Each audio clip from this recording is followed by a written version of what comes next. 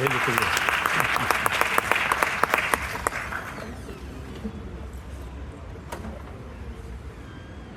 வல்ல இறைவனுக்கும் என் தாய் தமிழுக்கும் 78 ஆண்டுகளாக சிறப்பாக செயல்பட்டு வருகின்ற தில்லி தமிழ்ச்சங்கத்திற்கும் எனக்கு வாய்ப்பளித்தமைக்காக எனது சிரம் தாழ்ந்த நன்றி கலந்த வணக்கத்தை தெரிவித்துக் கொள்கிறேன்.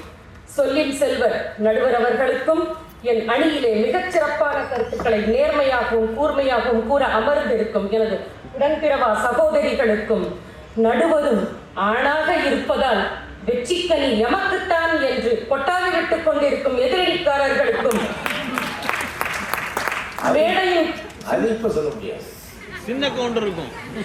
மேடையின் கீழே அமர்ந்து எங்களை மேடை ஏற்றி எங்களது பேச்சை கேட்க வந்திருக்கும் பார்வையாளர்களாகிய உங்களுக்கும் எனது அன்பு கலந்த வணக்கங்கள். ஐயா, பெண் மனசு ஆழம்னு சொல்லிட்டு போனாரு. அது உலகத்துக்கே தெரிஞ்ச விஷயமாச்சு. நாங்க என்னைக்கு அதை மறுத்தோம்?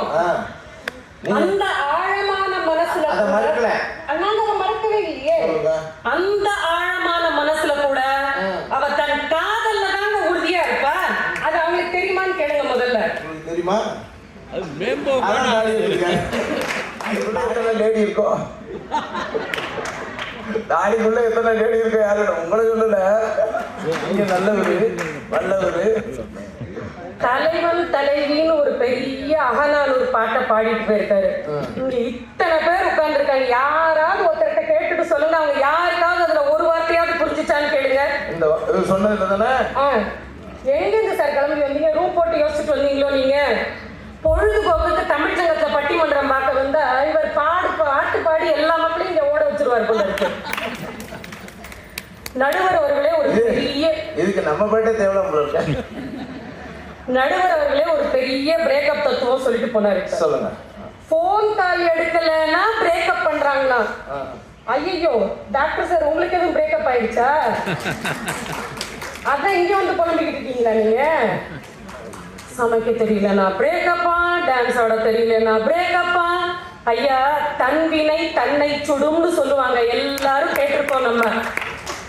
அந்த காலத்துல பொண்ணு பார்க்க வரைச்சே சமைக்க தெரியுமா, ஆட தெரியுமா, பாட தெரியுமான்னு எங்களை பார்த்து கேட்டவங்க இவங்க தானே.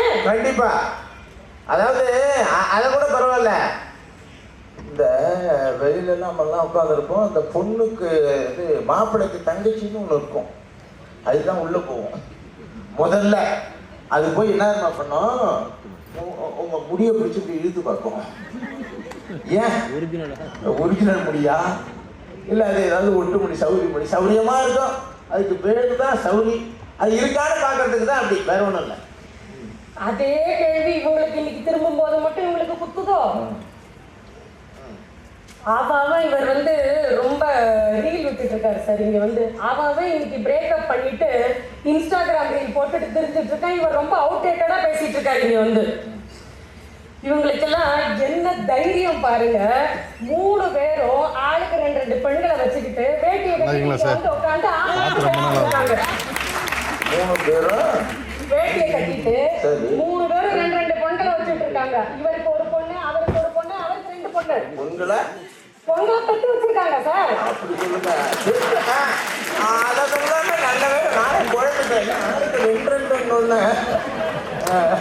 பெண்களை பெற்று வச்சுக்கிட்டு இங்க வந்து ஆண்கள் பேசிக்கிட்டு இருக்காங்க. அது மாதிரி அதான் ஒருத்தன் புது கவிதை, நான் சக்காலத்தி பேச்சை கேட்டு துள்ளாதீங்க.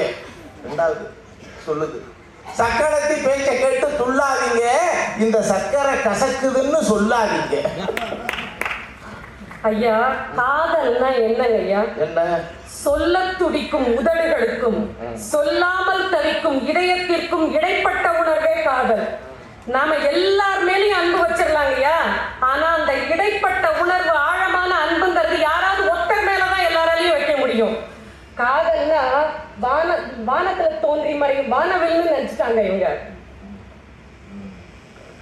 அது என்றைக்கும் மாறாத ஆழமான அன்பு ஐயா. தன் காதல்ல உறுதியா இருந்து இவங்களுக்கு, அந்த சீனியர் சிட்டிசனுக்கு இவங்களுக்குலாம் அதை பத்தி எங்கெங்க தெரிய போகுது.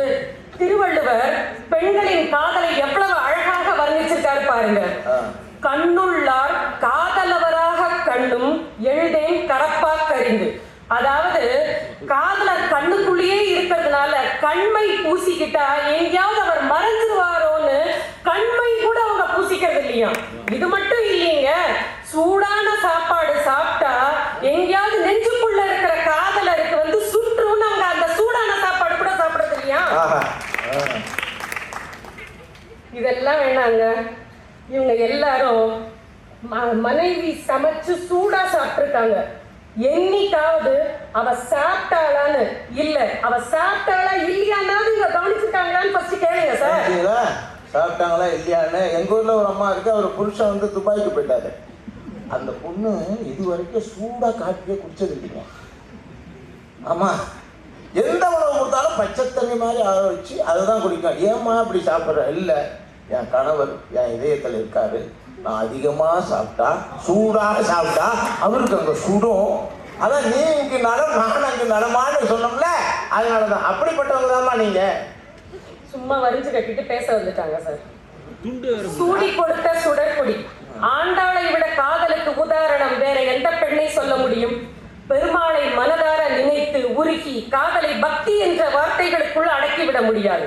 ரங்கமன்னாரை தன் மானசீக காதலனாகவே உருவகப்படுத்திக் கொண்டு அவருக்கான மாலையை சூடிய சுடற்கொடி ஆழ்வார்களுள் ஒருவராக உயர்ந்ததற்கு காரணம் ஆண்டவன் மேல் ஆண்டாள் வைத்த காதல் தான். இதெல்லாம் சரிங்க. எந்த ஆண் கடவுளாவது காதலுக்காக தவமா பாவம் சக்தியாய் இருந்தாலும், மகாலட்சுமியாய் இருந்தாலும், கன்னியாகுமரியாய் இருந்தாலும், சீதையாகட்டும், ஏன் எங்கள் ஊர் ராணி மீனாட்சி அம்மன் ஆகட்டும், தங்கள் காதலரை அடைய எத்தனை பிறவிகள் எடுத்து வரம் வாங்கி காதலனை கரம் பிடித்திருக்கிறார்கள். கடவுளர்களிலேயே பெண் தெய்வங்களின் காதல் தான் சிறந்தது என்றால் இந்த அற்ப மானிடர்கள் என்னவோ இவங்க காதல் தான் பெருசுன்னு பேச வந்துட்டாங்க. இங்க உட்கார்ந்து இருக்கிற அத்தனை ஃபீமேல் கிட்டையும் கேட்டு பாருங்க, இந்த மேலோட காதல் எவ்வளவு ஒசத்தின்னு ஒவ்வொருத்தரா மேல வந்து சொல்ல ஆரம்பிச்சிருவாங்க. எனக்கு அப்புறம் பேச வருவாருங்க குருச்சரன் ஐயா, கொங்கு நாட்டுக்காரர் தான். ஆனா நான் மதுரைக்காரி. சும்மா விட்டுருவனா? இவர் ஒரு டீச்சர், இளைஞர்களோட நிறைய பழகிறவருங்க. அதனாலதானே என்னமோ பாவம் காதல்ல உறுதி ஆண்கள் தான் இவர் சொன்னா மக்கள்லாம் ஒத்துக்குவாங்கன்னு தப்பான கூட்டணியில போய் சேர்ந்து உட்காந்துட்டாரு. கூட்டணியே தப்பு. ஆமா, உட்கார்ந்து இருக்கிறவங்க எல்லாம் என்ன காதல்ல இல்ல, உட்கார்ந்து இருக்கிறவங்க எல்லாம் காதல பூ சுத்துறவங்களா? ஐயா, ஒரு பையன் டாக்டருக்கு படிக்க போனான். போன இடத்துல ஒரு பெண்ணை பாக்குறான், இருவரும் காதலிக்கிறாங்க. படிப்பு முடிஞ்சதும் திருமணம் செஞ்சுக்க முடிவெடுக்கிறாங்க. அப்போ ரெண்டு பேரும் அவங்க வீட்டுல போய் தன் காதலை பத்தி சொல்றாங்க. சொன்னதும் பொன் வீட்டுல ஒத்துக்கிறாங்க காதலுக்கு. ஆனா பைய வீட்டுல காதலுக்கு ஒத்துக்கல. அதுக்கு என்ன காரணம்னா ரெண்டு பேருமே வேற வேற மதத்தை சேர்ந்தவங்க. ஆனா பைய வீட்டுல ஒரு கண்டிஷன் போட்டாங்க, அந்த பொண்ணு நம்ம மதத்துக்கு மாறி வந்தாங்கன்னா நாங்க இந்த காதலுக்கு ஒத்துக்கிறோம்னு சொன்னாங்க. இங்க என்ன நடந்திருக்கும்னு நினைக்கிறீங்க நடுவர் அவர்களே? இந்த விஷயத்தை காதலன் காதலியிடம் போய் சொல்ல, காதலி தன் மதமும் மாறி தன் பெயரையும் மாற்றிக்கொண்டு தன் காதலனுடன் திருமணம் முடித்துக் கொண்டு இன்று இருவரும் 2 பெண் குழந்தைகளுடன் சந்தோஷமாக வாழ்கிறார்கள். இது ஒரு உண்மை சம்பவம் நடுவர் அவர்களே. இதெல்லாம் விடுங்க, மதம் மாறுறது மட்டும் இல்லைங்க, பெண்கள் வந்து தன் குல தெய்வத்தையே மாத்திக்கிறாங்கன்னா பாத்துக்கங்களேன். எத்தனை பெண்கள் வந்து காதலுக்காக தியாகம் செய்யறாங்கன்னு பாருங்க. இப்ப சொல்லுங்க, காதலில் உறுதி பெண்களா இல்லை ஆண்களா? சும்மா இங்க வந்து பெண்கள் அந்த வசதியை பாக்குறாங்க, பணத்தை பாக்குறாங்கன்னு சும்மா வரிஞ்சு கட்டி பேசிட்டு வந்துட்டு இருக்காங்க, பணத்திட்டு இருக்காங்க. சரி, இதெல்லாம் விடுங்க. உண்மையான காதல்னா என்ன தெரியுமா? ஒரு பொண்ணு 20-25 வருஷம் தன் வீட்டுல, தன் பிறந்த வீட்டுல என் வீடுன்னு சொல்லியே வளர்ந்திருப்பா. ஆனா அதே திருமணமாகி 2 நாட்கள் தன் புகுந்த வீட்டுக்கு போயிட்டு திருப்பி பிறந்த வீட்டுக்கு வருவா பாருங்க. வந்ததுக்கு அப்புறம் எங்க வீட்டுல நாங்க அப்படி சமைப்போம், எங்க வீட்டுல நாங்க இப்படி சமைப்போம், எங்க வீட்டுல நாங்க இப்படி வீடு வச்சிருப்போம் அப்படின்னு தன் புகுந்த வீட்டு பெருமையை தான் இங்க வந்து பேசிக்கிட்டு இருப்பா. அதே மாதிரி எந்த ஆண்களாவது தன் மாமியார் வீட்டுக்கு போயிட்டு வந்து பெருமையா 2 வார்த்தை பேசியிருக்காங்களான்னு சொல்லுங்க பார்க்கலாம். இவங்கதான் புகுந்த வீடே கிடையாது. பிறக்கிறதும் அதே இடம், கல்யாணம் பண்றதும் அதே இடம், அது எவ்வளோ புகுந்த வீட்டுக்கு போனாத ஒருத்தன் 2 பேரும் போவான். அவனுக்கு அங்கே மதிப்பு. அந்த இடத்துல தான் மதுரை. அங்க ஐயா, இந்த ஆம்பளைங்களுக்கு மாமியார் வீட்டுல போய் நல்ல வடை பாயசத்தோட மூக்கு பிடிக்க சாப்பிட்டுட்டு அவங்க கொடுக்கறது கொடுக்காதது அப்படின்னு எல்லாத்தையும் அவங்க கிட்ட இருந்து சுருட்டிட்டு வர மட்டும்தாங்க நல்லா தெரியும். ஆனா ஒவ்வொரு பொண்ணும் தான் கட்டி போன வீட்டு பெருமையை தான் எல்லா பக்கமும் பேசுவாள். மக்களே, அப்ப காதல் எங்க அதிகம்னு நீங்களே சொல்லுங்க. ஐயா, இது மட்டும் இல்லைங்க, 20-25 வருஷமா தன் பேருக்கு இனிஷியலா அப்பா பேரை போட்டுட்டு இருந்த பெண்கள் திருமணமான அடுத்த நாளே தன் கணவன் பேரை இனிஷியலாவோ தன் பேரோடையோ சேர்த்துக்கிறாங்க. அதுக்கு உதாரணம் வேற எங்கேயும் நீங்க போக வேண்டாங்க, என் பேரே உமா சத்தியமூர்த்தி தான். உமா சத்தியமூர்த்தி. ஆமா, அதாவது உமா முதல்ல என் கணவர் பேரு சத்தியமூர்த்தி. வந்திருக்காரங்க கூட எனக்கு தெரியலீங்க. அது கூட தெரியல. வந்திருக்காரங்க கூட தெரியலீங்க. காதல்ல உறுதியா இருக்கிறது யாரும் தெரிஞ்சுட்டா அது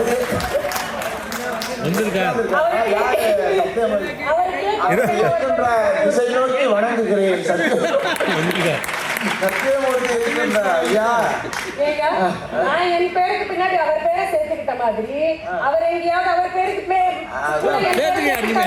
சத்தியமூர்த்தி உமா அப்படின்னு முன்னாடி தன் மனைவியோட பேரை இனிஷியலா சேர்த்துட்டாங்களா சொல்லுங்க? கிடையாது.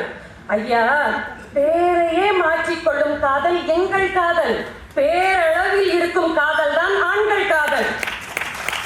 கணவன் என்ற ஒரு உறவுக்காக அனைத்து உறவுகளையும் இழந்து சிங்களா புகுந்த வீட்டுல புகுந்து உறவுகளை உருவாக்கி கொள்கிறாள். பெருசிங்கம். பணத்திற்காக வரும் அன்பு செலவு செய்யும் வரை, அழகுக்காக வரும் அன்பு இளமை துடிக்கும் வரை, உள்ளத்தால் வரும் அன்பு உயிர் உள்ளவரை. ஐயா, மறைந்த உள்நோக்கத்துடன் வருவதுதான் ஆண்கள் காதல். ஆபீஸ்ல கேஷுவல் லீவ் எடுப்பாங்க, அது நமக்கு தெரியும். ஆனா ஆண்கள் காதலையும் கேஷுவலா எடுத்துக்கிறாங்கன்னா பாத்துக்கங்களேன். நான் உன் கூட பேசுவேன், பழகுவேன், பைக்ல ஊர் சுத்துவேன், ரெஸ்டாரண்ட்ல போய் சாப்பிடுவேன். ஆனா கமிட்மெண்டா அதுக்கு நோ சான்ஸ்.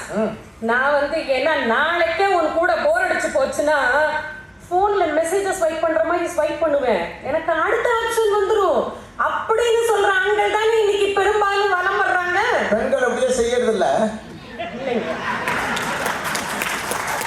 பெண்கள்லாம் ஒன்றும் செய்யறது இல்ல. ஐயா, இந்த கால இளைஞர்களுக்கு கமிட்மெண்ட்ல அவங்க ஒரே ஆள் தான். பெண்கள் ஒரே ஆள் தான். இந்த கால இளைஞர்களுக்கு கமிட்மெண்ட்ல நம்பிக்கையும் இல்ல, லைஃப்ல கமிட்மெண்ட் எடுத்துக்கொள்வதற்கு இஷ்டமும் இல்ல. ஆண்களுக்கு டைம் பாஸுக்கு ஒரு உறவு கிடைச்சா போதும்னு இருக்காங்கன்னா பாத்துக்கங்களேன். நடுவர் அவர்களே, பெண்களுடைய காதல் என்பது மென்மையானது, என்னை போல பூ போன்றது.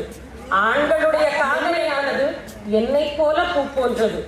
ஆண்களுடைய காதல் என்பது தற்காலிகமானது, அதாவது நிரந்தரமற்றது. ஐயா, தேனிக்கும் ஆண்களுக்கும் ஒரு ஒற்றுமை இருக்கு. என்னன்னு தெரியுங்களா? தேனிக்கும் ஆண்களுக்கும் என்ன சொல்லுங்க? தேனி ஒரு மலரிலிருந்து தேனை குடித்து விட்டு அடுத்த மலருக்கு தாவி விடும். அது போல்தான் ஆண்களும். நடுவர் அவர்களே, ஐயா, பெண்கள் தாவறதே இல்லை அப்படின்னு சொல்லுங்க.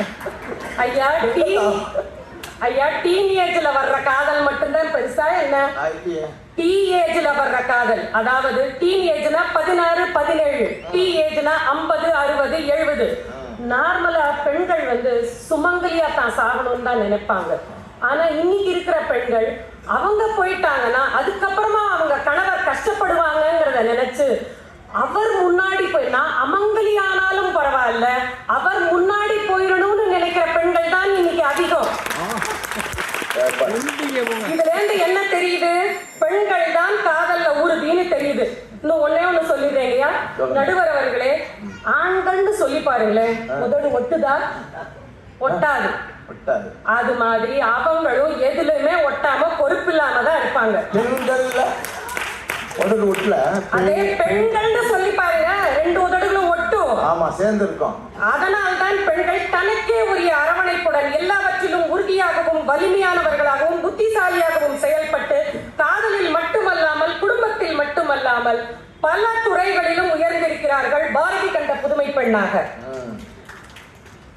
ஐயா, பெண்கள் தனது காதலனையோ கணவனையோ மணலில் வரையப்பட்ட ஓவியமாக நினைப்பதில்லை, மனதில் செதுக்கப்பட்ட சிற்பமாகத்தான் நினைக்கிறார்கள். நடுவர் அவர்களே, கடைசியா ஒண்ணு சொல்றேன். நீங்க அந்த பக்கம் தீர்ப்பு கொடுத்தீங்கன்னு வச்சுக்கோங்க, உங்க பேருக்கு முன்னாடி உங்க மனைவி பேரை நீங்க சேர்க்க வேண்டி இருக்கும். யோசிச்சு பார்த்து தீர்ப்பு சொல்லுங்க. சரி சரி, இப்ப மதுரைங்கும் போது நான் புரிஞ்சுக்கிட்டேன். இத்துடன் எனது வாதத்தை முடித்துக் கொள்கிறேன். யாரு மதுரைன்னு சொன்னாங்க. எங்க பக்கம்லாம் இங்க கேட்பீங்களா என்ன, உங்க குடும்பத்துல இது சிதம்பரமா மதுரையா ஆட்சி, சிதம்பரமா மதுரையா அப்படின்னு. மதுரைன்னா மதுரையில யார் ஆட்சி செய்தா? மீனாட்சி. சிதம்பரத்துல ரொம்ப சமாஜத்துல மதுரை தான். ரொம்ப வந்திருக்காருமா, அவங்கள ஐயாவை பாராட்டணும். அம்மா அவங்களை பாராட்டணும். வெளிச்சத்துல தெரியல. மெசேஜ் கொடுத்தா ஒருத்தவங்களுக்கு தான் கொடுப்பாங்களாம். அதை தவிர கண்ணும் கண்ணும் கலந்ததுதான் காதலு, கொஞ்சம் கணக்கு தவறி போச்சுதுன்னா டேஞ்சரு அப்படின்னா. கணக்கு தவறணும். அதாவது அப்பதான் பாடினா, ஏதோ ஏதோ ஏதோ ஒரு மயக்கம், அது எப்படி எப்படி எப்படி வந்தது எனக்கும். ஹே இங்கே இங்கே இங்கே பாரு தெரியும், கண்ணை இழுத்து வளைச்சு இங்கே பாரு பொரியும். நிலவ போலே பல முழங்குது, நினைக்க நினைக்க ஜிலு ஜிலுங்குது, மலர போலே குழு குழுங்குது, மனசுக்குள்ளே கிருங்குது, ஏதோ ஏதோ ஏதோ ஒரு மயக்கம். இதான் காதல். அதாவது காதல்னா என்ன தெரியுமாமா? காத்திருந்து, தவித்திருந்து, இல்லாமல் போகுது. ஒரு காலத்துல காதல் அப்படின்னா நிறைய இதுக்கெல்லாம். அதான் பஸ்ஸுக்காரன் மதிக்கிறானே அவங்கள. பஸ்ல நம்ம பக்கம்லாம் பாவையம், பூவையம், மகளிர்,